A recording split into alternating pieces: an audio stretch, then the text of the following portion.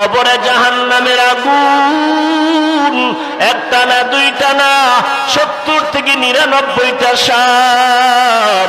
আল্লাহর নবী বলেন, আমার আল্লাহ রাগান্বিত হইয়া কবরের মাটিকে ডেকে বলবেন, এর কবরের মাটি,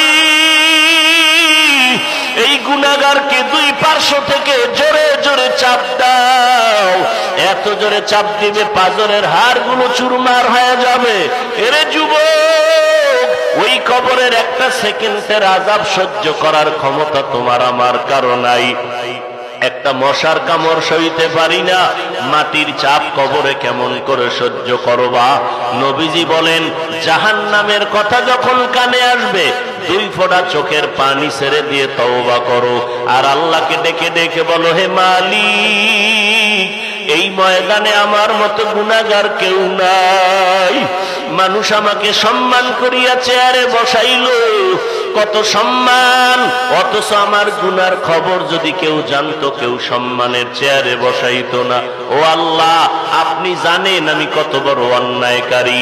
আমার অন্যায়ের খবর আমার মা বাবা পরিবারের কেউ জানে না।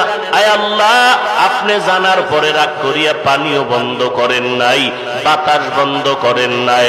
ও যুবকেরা, স্কুলে পড়ো, কলেজে পড়ো, চাকরি করো, ব্যবসা করো, কোনো বাধা নাই। তবে আমার মাওলার মোহাব্বত নিয়ে নবীর তরিকা মেনে 5 বেলার নামাজ পড়ো, মা বাবার দোয়া নিয়ে চলো, ওলামায়ে কেরামের দোয়া নিয়ে চলো, আর নবীর তরিকা নিজের আপন গলার মালা বানাও। স্কুলে পড়া বন্ধ করা লাগবে না, চাকরি ছাড়া লাগবে না, ব্যবসা বন্ধ করা লাগবে না।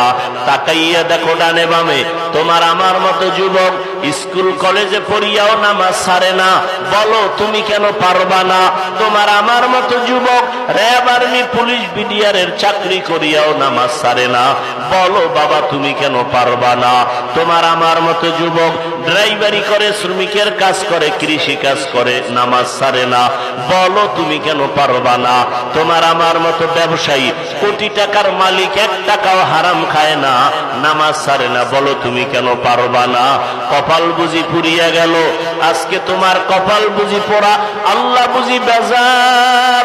এখনো সময় আছে, অন্তর থেকে আমার মাওলার কাছে তওবা করো, কারণ মরণ যখন আসবে পালাবার উপায় নাই। এই মহামারী করোনায় কত প্রাণ চলে গেল, কত মানুষের জানাজা পড়াইলাম। কোন দিন তোমার আমার মননের ডাক আসিয়া যায়? এখনো যদি তওবার সুযোগ পাও, তওবা করে নাও।